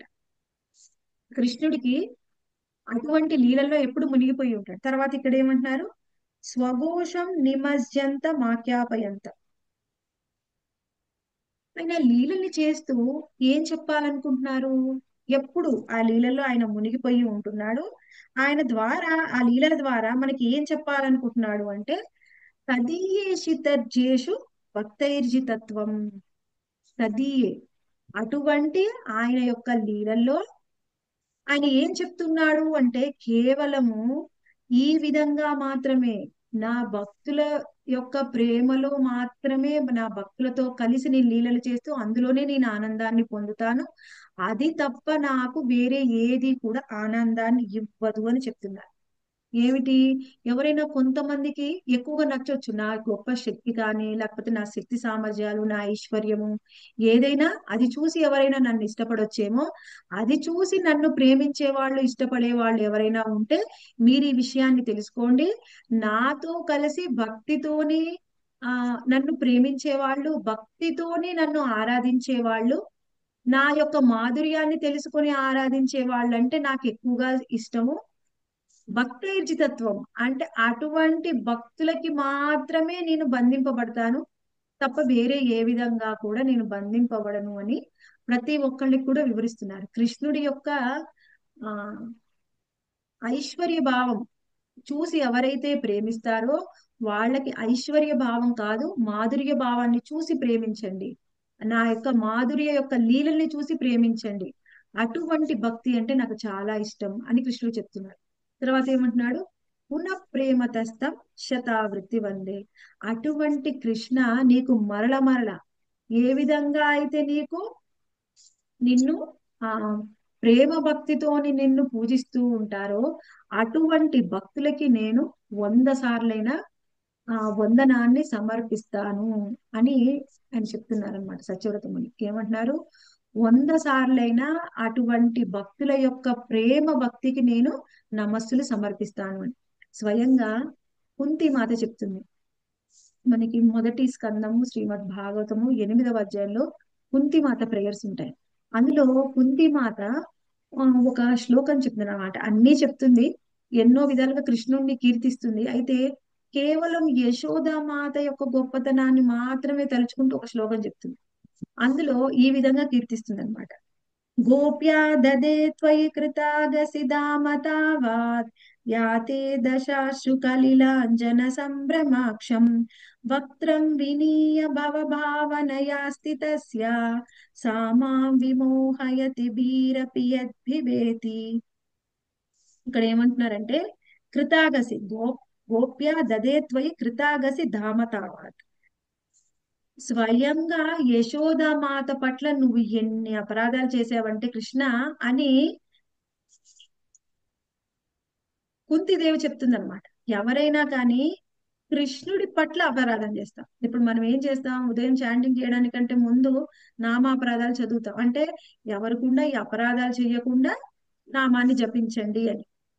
కానీ కృష్ణుడికి ఎవరైనా అపరాధం చేయొచ్చు, భక్తులకు చేయొచ్చు, కానీ కృష్ణుడే అపరాధాలు చేశాడంట. ఏమిటి అపరాధాలు అని కుంతి మాత చెప్తుంది. అవి ఏంటివి అంటే, కృష్ణుడు ముందేం చేశాడు, కుండల్ని పగలగొట్టాడు. తర్వాత ఏం చేశాడు, యశోదామాత కష్టపడి తయారు చేసిన వెన్నంతా కూడా కోతులకు పంచాడు. ఆ తరువాత ఆయన మళ్ళీ వెన్నని దొంగలించి తిన్నాడు.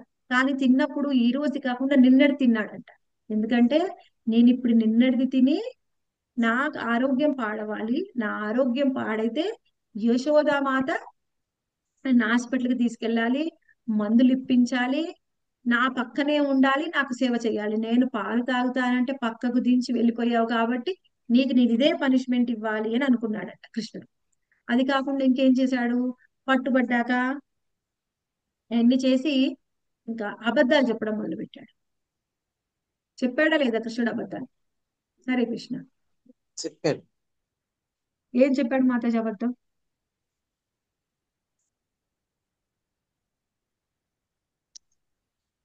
ఈ మాతాజీ కాలు పోయింది తగిలే కాలు కుండలు కాలు పగిలిపోయాయి. కాలు మువ్వలు తాకి కుండ పగిలిపోయింది అని చెప్పేసి చెప్తాడు మాతాజీ. ఆ, కాలు నిజంగా అలా పగిలిపోయిందకుండా లేదు లేదు మాతాజీ. అది అబద్ధం కృష్ణుడే మాతాజీ. కృష్ణుడే స్వయంగా పగలగొట్టి ఇంకేం చెప్తున్నాడు, నీ కాలు గజ్జలు తగడం వల్ల కుండ పగిలిపోయిందని చెప్పాడు. అదొక్కటేనా? అదంతా అయిపోయింది. తర్వాత యశోదామాత కోపం వచ్చి పరిగెడుతుంటే యశోదామాతని ఆ మొత్తం ఊరంతా తిప్పాడా ముందు బయటికి పరిగెత్తి? తిప్పాడు. ఊరంతా తిప్పాడు. ఎవరికైనా అలా తిప్పితే కోపం వస్తుందా రాధామాతజీ? వస్తుంది మాతాజీ. మొత్తం తిప్పాడు.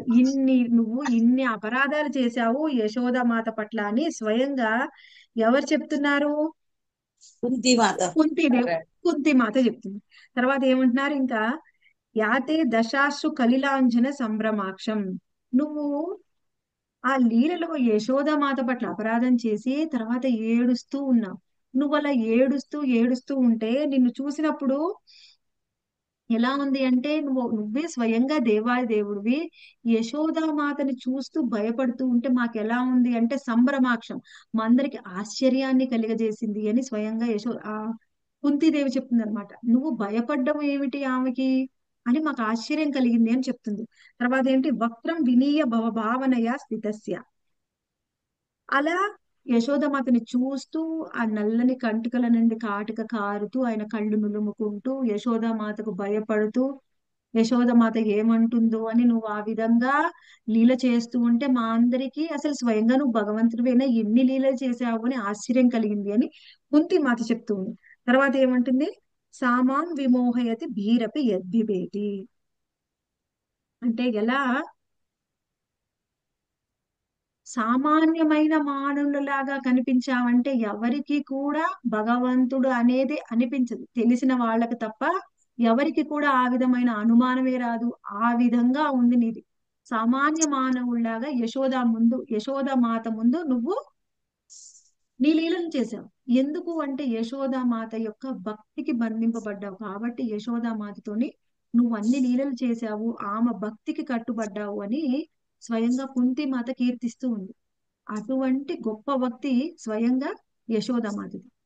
అటువంటి ప్రేమకి యశోదామాత లాంటి గొప్ప భక్తుల యొక్క ప్రేమకు నేను వందనాలు సమర్పిస్తున్నాను అని స్వయంగా కుంతి మాత చెప్తూ ఉంది. ఆ తర్వాత శ్లోకంలో ఆయన సత్యవ్రత ముని అడుగుతున్నాడు. ఏమిటి? మొత్తం మంచిగా ఆయన యొక్క తత్వ విశేషాన్ని, రూప విశేషాన్ని, సౌందర్య విశేషము, పరివార విశేషాన్ని కీర్తించాడు. ఆ తర్వాత మనకి ఆయన యొక్క మనము అంతకుముందు శ్లోకంలో ఇతి దృక్స్వలీలాభిరానందకుండ ఆయన యొక్క లీలా విశేషాన్ని తెలుసుకున్నాము. ఆ తర్వాత పునః ప్రేమతస్థం శతావృత్తి వందే, ఆయన యొక్క భక్తుల పట్ల ఆయనకు ఉండేటువంటి ప్రేమ ఏమిటి అనేది కూడా తెలుసుకున్నాం. ప్రేమ విశేషాన్ని కూడా స్వయంగా తెలియజేశాడు. తర్వాత మనకిప్పుడు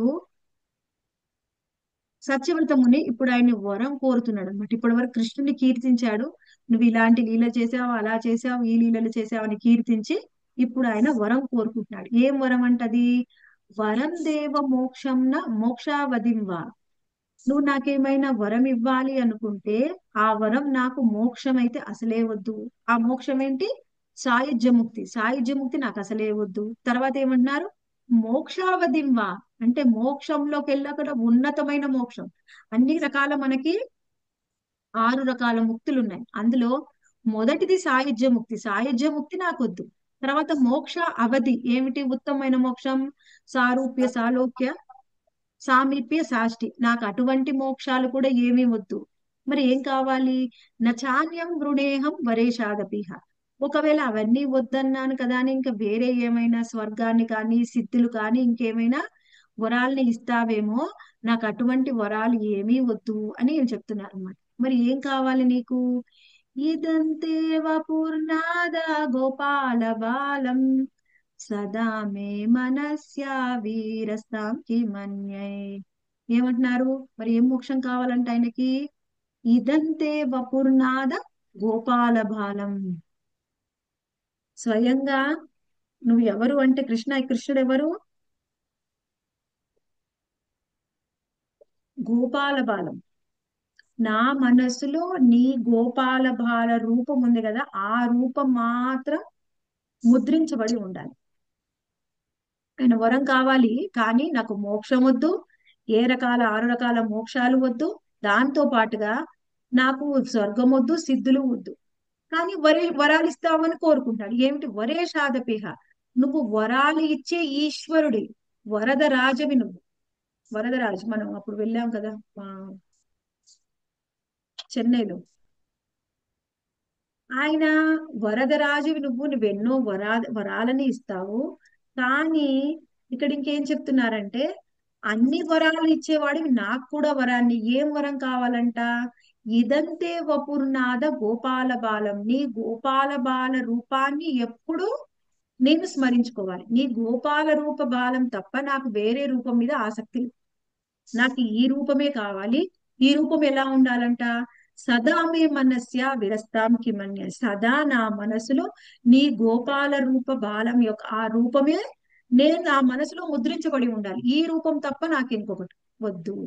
అంటే మనము ఒక్కొక్క రూపం మీద ఒక్కొక్కళ్ళకి ఆసక్తి ఉంటుంది. కొంతమందికి రాధాకృష్ణులు, కొంతమందికి జగన్నాథు, కొంతమంది గౌర్నితాయ్. కృష్ణుల్లో కూడా మనకి చూస్తే ఎవరు? భీష్మ పితామహ. ఆయనకి పార్థసారథి రూపం అంటే ఇష్టం. ఒక్కొక్కళ్ళు ఒక్కొక్క రూపాన్ని ఇష్టపడతారు. నాకు కానీ ఈ గోపాల బాల రూపమే నా మనసులో ముద్రించబడిపోవాలి. ఇది తప్ప నాకు వేరే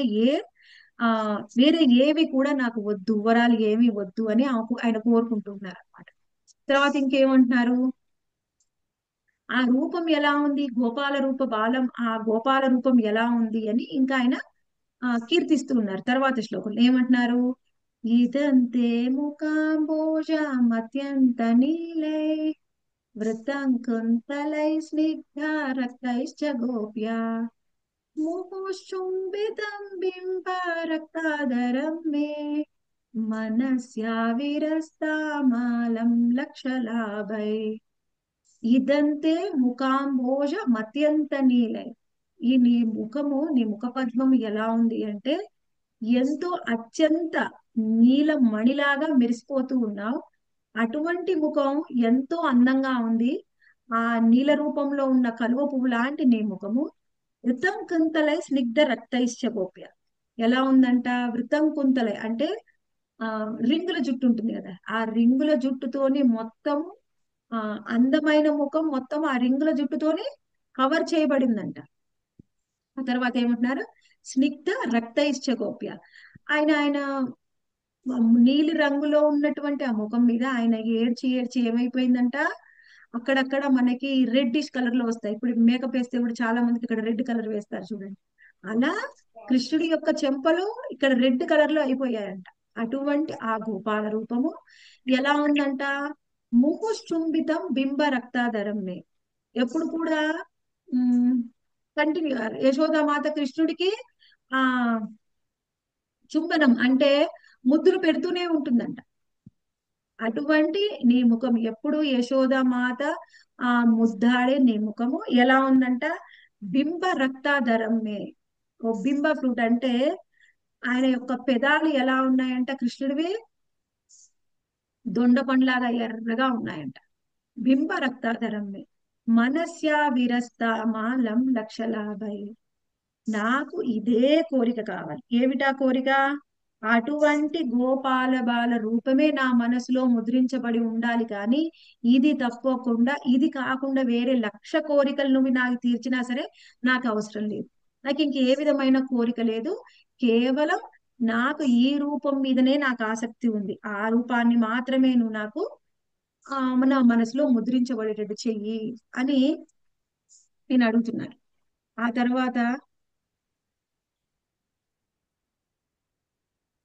తర్వాత ఏమంటున్నారంటే, అయితే సరే నాకు నీ మనసులో నీ రూపాన్ని ఎప్పుడు చూడాలని ఉంది, మనసులో ముద్రించుకోవాలని ఉంది. సరే అయితే మరి కృష్ణుని ఎప్పుడు నా మనసులోనే నేను దర్శించాలా? బయట ఫేస్ టు ఫేస్ నేను కృష్ణుని దర్శించకూడదా? ఎంతమందికి కృష్ణుణ్ణి స్వయంగా దర్శించాలని ఉంది మాతాజీ? ప్రభుజీ సరే కృష్ణ. కృష్ణుడి మనసులో దర్శించుకుంటే చాలు, మాకు దర్శనం అవసరం లేదని ఎవరైనా అంటారా? ఎవరు అనలేరు మాతాజీ, మాతాజీ, అనలేరు మాతాజీ. అందరికీ దర్శనం కావాలని కోరుకుంటాం, కాకపోతే అంత ప్రాప్తం ఉండాలిగా. ప్రాప్తం ఉండాలి, కానీ కోరిక ఉంటేనే అది ఎప్పటికైనా అవుతుంది మాతాజీ. కోరిక కూడా ఉండాలి. అయితే ఆయనకు అనిపించింది, నేను ఇంతగానం కోరుకుంటాను, ఎప్పుడు మనసులోనే నేను చూడాలా, నాకు డైరెక్ట్ గా కూడా ఆయన రూపాన్ని దర్శించుకోవాలని ఉంది అని ఆయన ఇంకా కోరుకుంటున్నారు అనమాట.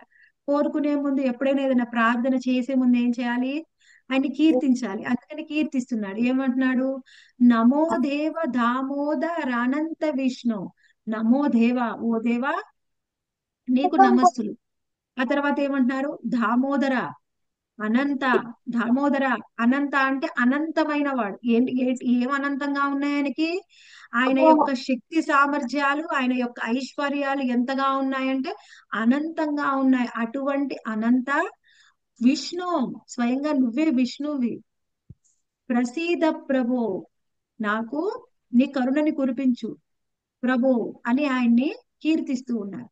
కీర్తిస్తూ మరి ఎందుకు నీ మీద కృప చూపించాలి అంటే చెప్తున్నారు అనమాట. దుఃఖ జాలాబ్ధిమగ్నం. నా పరిస్థితి ఎలా ఉంది అంటే నేను ఎప్పుడు కూడా దుఃఖంలో మునిగిపోయి ఉన్నాను. దుఃఖ జాలాబ్ధిమగ్నం. దుఃఖ అనే జలము అది వల అన్నమాట. ఈ దుఃఖం అనే వలలో నేను బంధించబడి ఉన్నాను. అందుకని నువ్వు నా మీద కృప చూపించు. ఇప్పుడు మనకెవరికైనా కృప చూపించాలి, నన్ను రక్షించు అంటే మనం ఇబ్బందుల్లో ఉంటేనే కదా ఎవరైనా వచ్చి రక్షిస్తారు.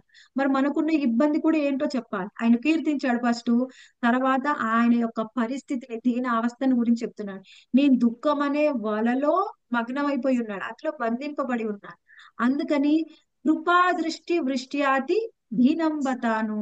కృపా దృష్టి, నీ యొక్క కృపా దృష్టి, వృష్టి అంటే నా మీద కురిపించు. కురిపించాలి. ఎందుకు కురిపించాలి? అతి దీనం బతాను, నేను అతి దీనుణ్ణి. నాకు దుఃఖంలో బంధింపబడి ఉన్నాను, తర్వాత నేను అతి దీనావస్థలో ఉన్నాను. నేను ఎంత దీనావస్థలో ఉన్నాను అని నీకు చెప్పలేను. ఎంత దీనావస్థలో ఉన్నాను అంటే నా అంతట నేనైతే బయటికి రాలేను. నీ కృప నువ్వు చూపిస్తే తప్ప నా అంతట నేనైతే బయటికి రాలేను. అందుకని గృహాణీష మాం అజ్ఞ మేదక్ష్య దృశ్య. నేను అజ్ఞానంలో మునిగిపోయి ఉన్నాను. అజ్ఞ అంటే అజ్ఞానం. ఫస్ట్ ఏం చెప్పాడు? నేను దుఃఖంలో మునిగిపోయి ఉన్నాను. తర్వాత ఏం చెప్పాడు? అతి దీనావస్థలో ఉన్నాను. ఆ దుఃఖంలోంచి నా అంతట నేను బయటపడలేను. ఎందుకు అంటే నేను అజ్ఞానంలో ఉన్నాను. కాబట్టి ఓ కృష్ణ, నువ్వు నీ యొక్క అక్షి అంటే కళ్ళు నుంచి ఆయన యొక్క కళ్ళ యొక్క కృప అనేది మన మీద కురిపించాలి. నన్ను ఒకసారి చూస్తే నీ కృప అనేది మా మీద కురుస్తుంది. అందుకని కృష్ణ మా మీద కృపని చూపించు అని చెప్పాడనమాట. ఫస్ట్ ఏం అడిగాడు? ఆ మనసులో నీ రూపాన్ని దర్శనం చేసుకోవాలని అన్నాడు. సరే మనసులో దర్శనం చేసుకోండి. కేవలం మనసులోనే దర్శించాలా? ఇప్పుడు అడుగుతున్నాడు అనమాట. నాకు కేవలం మనసులోనే కాదు, నీకు ఒక్క కృపని చూపించు, నేను డైరెక్ట్ గా నిన్ను దర్శనం చేసుకోవాలి. ఎందుకంటే ఎందుకు నీ మీద నేను ఎందుకు కృపను చూపించాలి అంటే, నేను దుఃఖంలో మునిగిపోయి ఉన్నాను, నేను అతిథి నుండి నేను అంతటి నేను బయటికి రాలేను, ఎందుకంటే నేను అజ్ఞానంలో ఉన్నాను. అందుకని నువ్వే నా మీద కృపని చూపించు.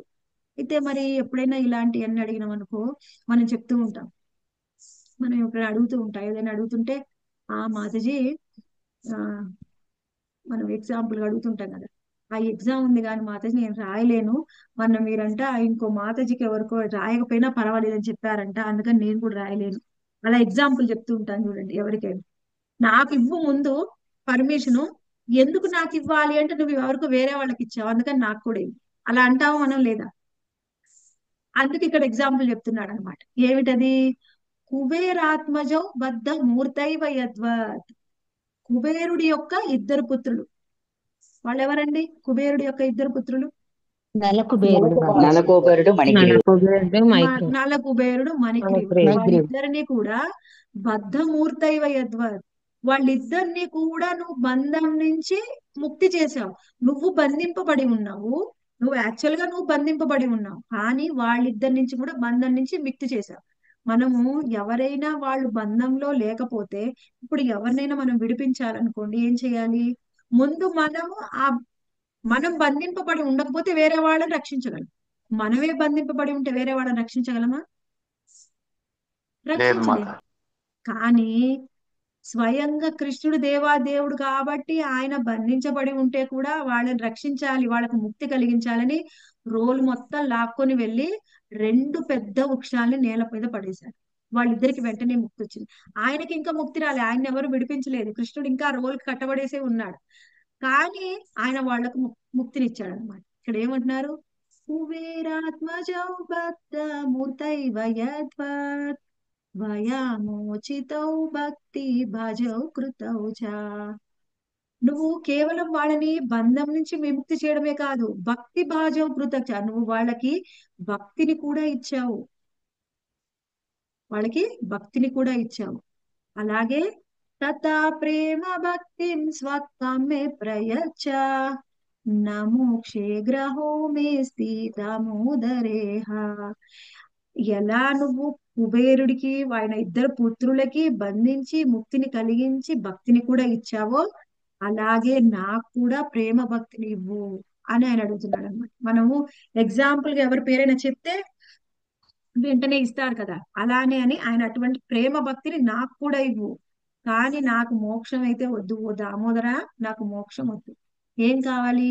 కుబేరుడి యొక్క పుత్రులకి ఇచ్చావే భక్తిని, ముక్తిని ఇచ్చావు, భక్తిని ఇచ్చావు, నాకేం ముక్తి అవసరం లేదు, కానీ భక్తిని ఇవ్వు అని అడుగుతున్నాడు. అయితే ఇక్కడ మనము ఫస్ట్ ఏం చేసుకున్నాడు? అప్లికేషన్ పెట్టాడు. ఏమిటి? నాకు ఎప్పుడు నీ గోపాల బాల రూపాన్ని మాత్రమే నేను మనసులో ముద్రించుకోవాలి, నీ బాల రూపాన్ని నేను స్మరించుకోవాలి అని అడిగాడు. తర్వాత ఆ రూపం ఎంత అందంగా ఉంటుందో ఆయన స్మరించుకున్నాడు. ఆ తర్వాత ఏమన్నాడు? సరే, నీ రూపాన్ని మనసులోనే స్మరించుకోవడం కాదు, నీ రూపాన్ని నేను బయట కూడా స్మరించాలి.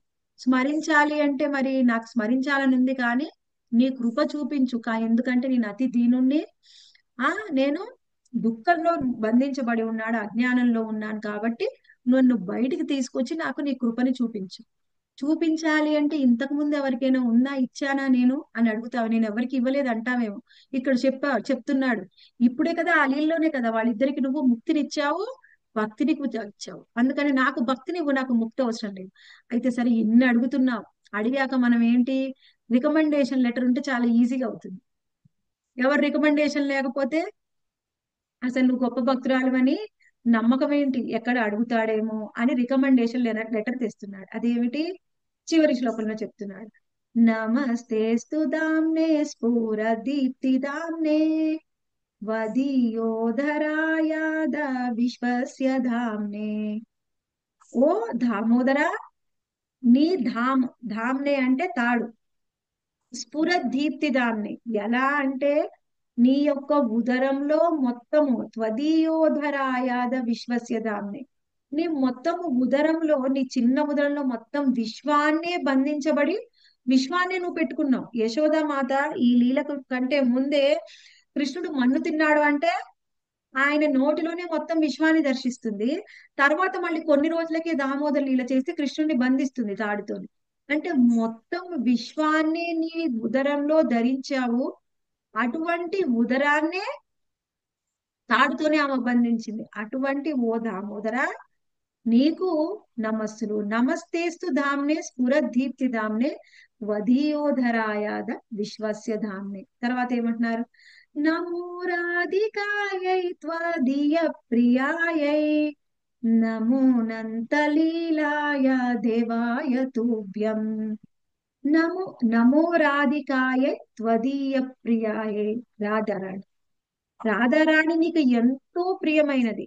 అటువంటి ఎంతో ప్రియమైనటువంటి రాధారాణి యొక్క రికమెండేషన్ లెటర్ తెస్తున్నారు అనమాట. ఇప్పుడు రాధారాణిని స్మరించుకుంటున్నారు. ఏమిటి రాధారాణి అంటే? కృష్ణుడికి ఎంత ఇష్టం. మనకి జీవ గోస్వామి రాసినటువంటి గేయం ఏంటది, అందులో అందులో జీవ గోస్వామి ఆయన రాధారాణి కృష్ణుడి యొక్క ప్రేమని ఆయన కీర్తిస్తూ ఉంటారు. ఏమంటారంటే అందులో, కృష్ణ ప్రేమమయీ రాధా, రాధా ప్రేమమయో హరి. కృష్ణ ప్రేమమయీ రాధా, రాధా ప్రేమమయో హరి. కృష్ణ స్థితౌ కృష్ణ చిత్తస్థితౌ రాధా, రాధా చిత్తస్థితౌ హరి. రాధారాణి ఎలా ఉంది అంటే, మనము ఏదైనా ఉంటాం. మయి అంటే ఏమిటి? పూర్తిగా నిండిపోయింది. ప్రేమమయి అంటే ఆమె ప్రేమతో నిండిపోయింది. కృష్ణమయి అంటే ఆమె కూడా కృష్ణుడితోని నిండిపోయింది రాధారాణి. కృష్ణుడు అంటే ఆమెకు అంత ఇష్టం. ఇంకా రాధాకృష్ణులకి వాళ్ళిద్దరు ఒకళ్ళంటే ఒకళ్ళకి ఎంత ఇష్టం అంటే, రాధారాణి యొక్క చిత్తంలో కేవలం కృష్ణుడే ఉన్నాడు, కృష్ణుడి యొక్క చిత్తంలో కేవలం రాధారాణి ఉంది. అటువంటి ఎంతో ప్రియమైన రాధారాణి కీర్తిస్తూ ఉన్నాడు. నమో రాధికాయే, రాధారాణి కీర్తిస్తూ, అమ్మా రాధారాణి నువ్వు కృష్ణుడికి ఎంతో ప్రియమైన దానివి, అందుకని నా గురించి కొంచెం రికమెండ్ చెయ్యి అని వాళ్ళ లీలల్ని కూడా స్మరిస్తున్నాడు. నమోనంత లీలాయ దేవాయ తూప్యం. అనంతమైన లీలలు ఏమిటి అంటే రాసలీల అనంతంగా సాగింది. అది మనకి తెలిసినంత వరకు ఒకటే రోజు శరదృతువులో జరిగింది అనుకుంటా. ఆ ఒక్క రోజు శరదృతువులో చేసినటువంటి ఆ లీల అనంతంగా ఎన్నో రోజులు కొనసాగింది. అంటే టైం ని ఆపేశాడు కృష్ణుడు. అసలు టైమే జరగలేదు అప్పుడు. కేవలం ఆధ్యాత్మికమైన గోలోక ధామంలో టైంలెస్ గా, అంటే బౌండ్లెస్ గా, సమయంతో బంధింపబడకుండా ఎంతసేపైనా ఆధ్యాత్మిక లోకంలో లీలల్ని ఎలా చేస్తాడా కృష్ణుడు, ఈ భూమి మీద కూడా సమయాన్ని ఆపేసి అనంతకాలము గోపికలందరితో కలిసి లీలల్ని చేశాడు కృష్ణుడు. అటువంటి కృష్ణుణ్ణి ఆ లీలల్ని స్మరించుకుంటూ దేవాయ తుభ్యం అని ఒకటే కోరిక కోరుకున్నాడు. ఏం కోరిక కోరాడు ఇందులో సత్యవ్రతముని? హరే కృష్ణ. ఇందులో ఆయన కోరిన కోరిక ఏమిటి? కృష్ణుడి యొక్క ప్రేమని మనం నాకు వరం ఇవ్వు, మోక్షం ఇవ్వద్దు, భక్తి కావాలని వరం ఇవ్వు. ఏ భక్తి కావాలి అని వరం. ఓకే, ఎప్పుడు ఇంకా ఎవరైనా చెప్తారా? ఈ గోపాల బాల రూపమే సదా నా మనసులో ఉండాలి అని ప్రార్థన చేస్తారు మాతాజీ. అది ముందు శ్లోకాల్లో అలా చేస్తాడు మాత. తర్వాత ఏం అడిగాడు? తర్వాత మోక్షం కూడా వద్దు నాకు, ఎప్పుడు నీ యొక్క భక్తిని ప్రేమని నాకు ఇవ్వమని అడుగుతారు మాతాజీ. ఏమడిగాడంటే ప్రేమ ప్రేమ భక్తి. భక్తిని ఇవ్వమని అడిగాడు. ప్రేమ భక్తి. మనం ఇంత తాపత్రయపడేది కృష్ణుణ్ణి ప్రేమతోని ఆరాధించడానికే. ఎవరైతే ప్రేమతో కృష్ణుణ్ణి ఆరాధిస్తారో వాళ్ళంటే కృష్ణుడికి చాలా ఇష్టం. ప్రేమ భక్తి ఎవరికి కూడా సులభంగా దొరకదు. అటువంటి భక్తిని మాకు ఇవ్వు అని ఎవరు అడుగుతున్నారు? సత్యవ్రతముని అడుగుతున్నారు. ఇప్పుడు మనం కూడా ప్రతిరోజు దామోదరాష్టకాన్ని చేస్తూ ఏమడగాలి? మాకు ప్రేమ భక్తినివ్వు. ఎందుకంటే మాలో ఎన్నో అనర్థాలు ఉన్నాయి. ఇందాక చూసాం కదా, ఎంతో దుఃఖంతో నిండిపోయినాం, మేము అతి దీనిలో, మాకు అజ్ఞానం ఉంది, మాకు అర్హత లేదు. కృష్ణ, నువ్వు కరుణ చూపించి ఎలా అయితే ఆ కుబేరుడి యొక్క ఇద్దరు పుత్రులకి ప్రేమ భక్తిని ఇచ్చావో, మాకు కూడా అలాగే ప్రేమ భక్తినివ్వు, మాకు మోక్షం అవసరం లేదు అని మనం ప్రతిరోజు కీర్తిస్తూ దామోదర హారతి చేయాలి. అలా ప్రతిరోజు కీర్తిస్తూ దామోదర హారతి చేస్తుంటే ఉదయం సాయంత్రం ఎప్పుడో ఒకసారి కృష్ణుడికి మన మీద కొంచెమైనా కృప కలగకపోదు. ఎప్పుడో ఒక్క సెకన్ అయినా మన గురించి తలుచుకుంటే కృష్ణుడు చాలు. అప్పుడు ఇంకా మన జన్మ ధన్యమైనట్టే. ప్రతిరోజు దీనంగా అడుగుతుంది, అర్హత లేకపోయినా కృష్ణుడు ఆలోచిస్తాడు. కానీ మన ప్రార్థనలో లోపం ఉంటే కృష్ణుడు చూస్తాడా మన వైపు? ప్రార్థన లోపం ఉండకూడదు. ఇప్పుడు శ్రద్ధగా అందరు తెలుసుకున్నారు కదా. రేపటి నుంచి చేసే మీ ఆ దామోదర హారతిలో ఒకసారి ఆయన ఏం అడిగాడో ఆ ముని, మనం కూడా అది స్మరించుకుంటూ దామోదర హారతి చేయడానికి ప్రయత్నం చేద్దాం. హరే కృష్ణ.